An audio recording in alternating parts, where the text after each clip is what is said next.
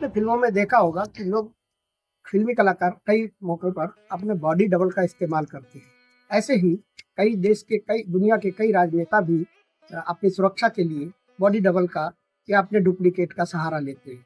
लेकिन शायद आपको भरोसा नहीं होगा कि हमारे सनातन धर्म में भी इस तरीके की चीज़ें हैं और कई मौक़ों पे सनातन में कई धर्म ग्रंथों में इस बात का उल्लेख किया गया है कि समय-समय पर कई जगह इस छाया का उल्लेख मिलता है।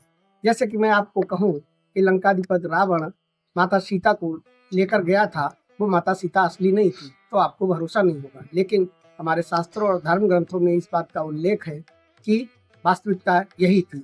इसके पीछे जो कहानी बताई गई है, वो इस तरीके से थी कि वनवास के समय जब राम ने खर और दूषण नामक 2 दैत्यों का वध कर दिया, उसके बाद रावण को इस बात का पता चल गया था कि हमारे 2 महान सेनापति मारे गए।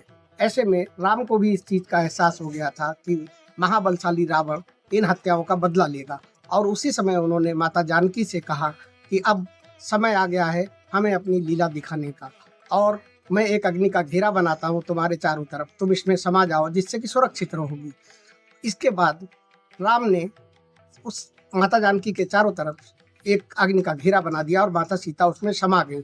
उन्होंने एक दूसरी अपनी छाया उत्पन्न कर दी और उसी छाया को रावण जो है अपहरण करके ले गया था। मतलब श्रीलंका में रावण की कैद में जो सीता थी वो असली नहीं बल्कि वो उनकी छाया थी। ऐसे कई और उल्लेख मिलते हैं।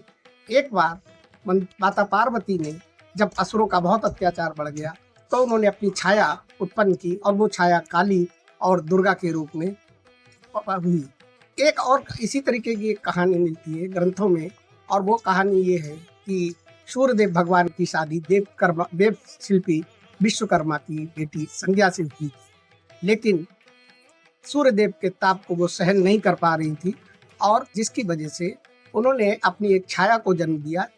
उसका नाम भी छाया था। वो देवी संज्ञा की तरह ही बिल्कुल दिखाई पड़ती थी और उन्हीं के वो सूर्यदेव के साथ रहने लगी, जबकि देवी संज्ञा तप करने के लिए जंगल में चली गई और वो तप इसलिए करने चली गई कि वो चाहती थी कि वो खुद इतना तेज प्रकट अपने अंदर ले आए जिससे कि वो सूर्यदेव के ताप को सहन कर सके। आपकी जानकारी के लिए शनिदेव इन्हीं सूर्य और छाया के पुत्र हैं, जो कि छाया संज्ञा की छाया थी। एक और प्रसंग में मंदोदरी, रावण की पत्नी मंदोदरी, उसने भी एक समय पर अपनी छाया का इस्तेमाल किया था। उसके पीछे कारण ये था कि रावण लगातार अनैतिक कार्य कर रहा था और मंदोदरी बहुत भक्त थी।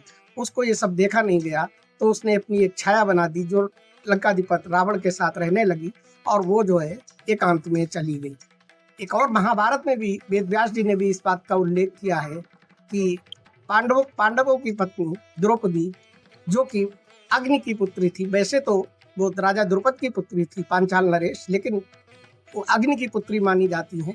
उन्होंने भी कई बार कई मौकों पर अपनी छाया का निर्माण किया, रचना की और आने वाले कई खतरों से वो बच गई। तो ये हमारे यहाँ आप ये समझ सकते हैं कि वैदिक काल में भी विज्ञान इतना उन्नत था कि महिलाएं अपनी खतरों से बचने के लिए अपनी छाया की रचना कर देती थी और लोग भुलावे में आ जाते थे और असली की जगह नकली के ऊपर प्रहार करते थे या उनका अपहरण करते थे।